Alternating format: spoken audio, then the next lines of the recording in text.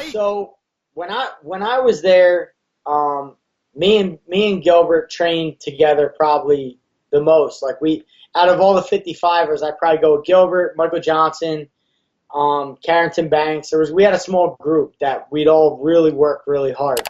And even Usman, he's a good friend of mine today. We talk every week.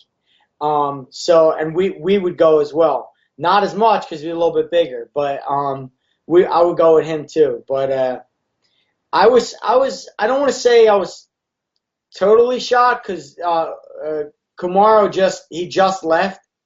I call him Kush, so his name's Kush to me. So if I say Kush, I'm talking about Kamaru. But he just left and he went to Colorado. And after he left, I think they looked at it as, hey, free game. He's not with the team, so let's push this shot and go. And that's the nature of our sport, man. When you get some of the best talent and put them together in one room, the cream rises to the top, and you're going to get number one and number two going against each other. That's just how it works. The environment kind of grows the organism. So, like, when you're in an environment with world champions, you're going to be a world champion. That's just how it goes.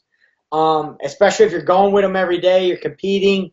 That's the nature of our sport. So, you know, the real winner of this whole thing is Henry Hoof. To be able to build, he built both of them guys from scratch. You know what I mean?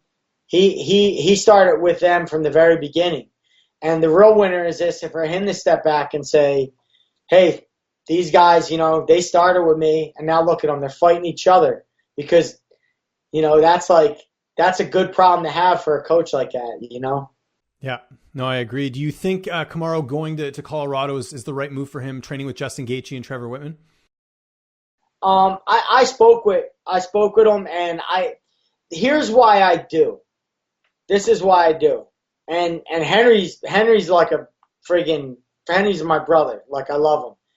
But when a fighter is at a place too long, at a place like years after years after years, sometimes you lose like your zest. It gets monotonous, and it kind of sucks the fun out of it. And you're going with the same guys. It feels like Groundhog's Day. You don't want fighting to feel like that. Fighting's already not. It's pure suffering, and you try to bring joy to it however you can.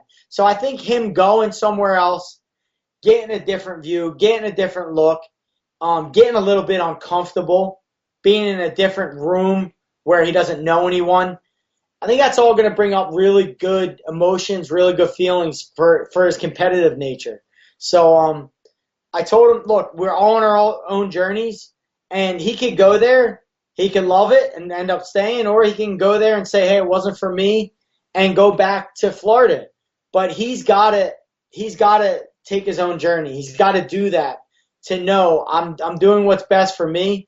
And at the end of the day, when he gets inside that cage, it's him. His mind got to be right. And he's doing what he feels he has to do for his mind to be right, to be at a championship level. And I think it's a good thing. I think it's going to pay off for him. Yeah, let's kick it off. Jab cross to the beat. Beating you MMA. Heat is the main course of the feast. Lynch on sports, the force. He's got his ears to the streets. Uppercutting with knowledge, shaking the brain with breakdowns of the game. With that original flow. Head kicks with the pros. Picks of the fights or any